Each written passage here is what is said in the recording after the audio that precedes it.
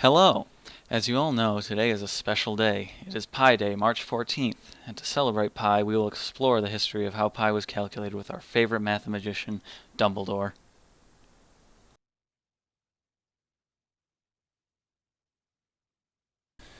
There he is. Say hi, Dumbledore. Alright, where to first, Dumbledore?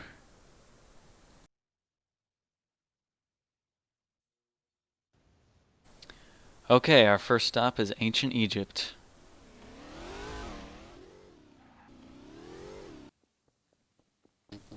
It appears that Dumbledore has found us the rhyme papyrus, which is one of the earliest, if not the earliest, approximations of pi, and treats pi as 16 over 9 squared, which equals 3.1605, and is from 1650 BC.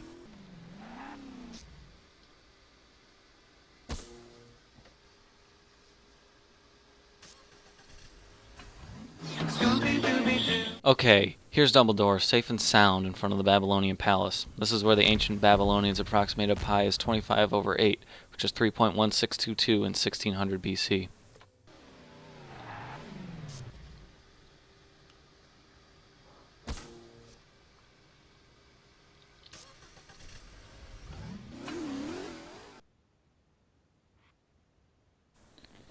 Gracefully, our mathematician has taken us to India.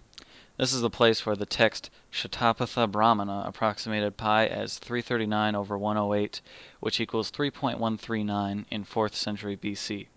It was pretty close for its time.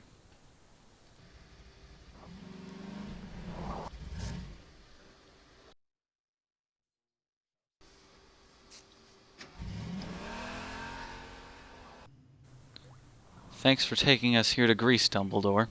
It was here that Archimedes in 250 BC created the polygon approximation method for approximating pi, which used an inscribed and circumscribed regular polygon's perimeter to find the lower and upper bounds of pi.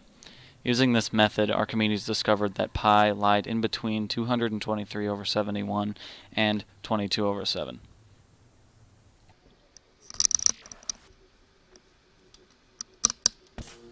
Let's say China. China, China, China, China, China. It is here in China that the Chinese mathematician Liu Hui in 265 AD made a polygon-based algorithm and used it with a 3072-sided polygon to obtain a value of pi of 3.1416. Later, in 400 AD, Zhu Chongzi used Liu Hui's algorithm, but this time with a 12,288-sided polygon, and found that pi is roughly 355 over 113. The decimal for this has the first 7 digits of pi correct, which turns out to be the most accurate approximation of pi for the next 800 years.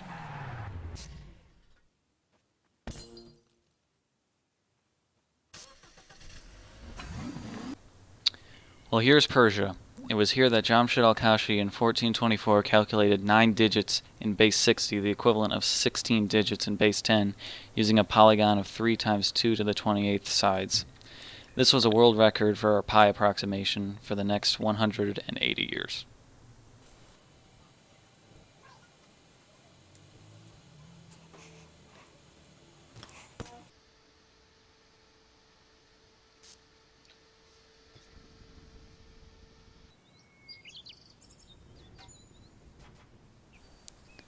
Here in the Netherlands, Ludolf van Keulen reached 35 digits in 1596. Yep, that's it. Here in my garage.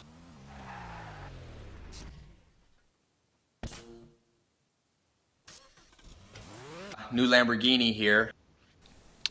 In Austria, Christoph Greinberger got 38 digits of pi using a polygon that had 10 to the 40th sides, which was the most accurate approximation manually achieved with polygons in 1630.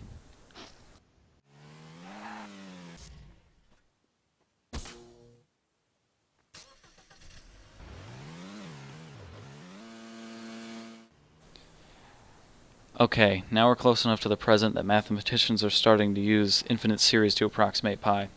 Infinite series allowed for greater precision and was first used to approximate pi in India between 1400 and 1500. Madhava of Sangamagrama estimated pi to 11 digits in 1400.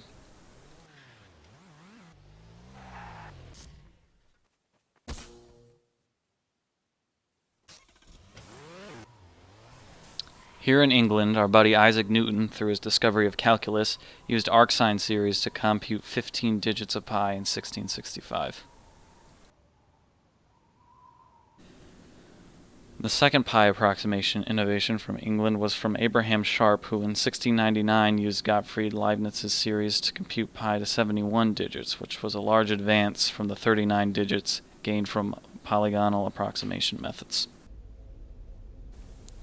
Our final pi approximation innovation from England involves John Mackin, who in 1706 used Gottfried Leibniz's series to make a better algorithm and reach 100 digits of pi. England was the last stop on our mathematical journey. Thank you for joining us on a journey across time and space to explore the history of pi with Dumbledore. It's time to go back to the present.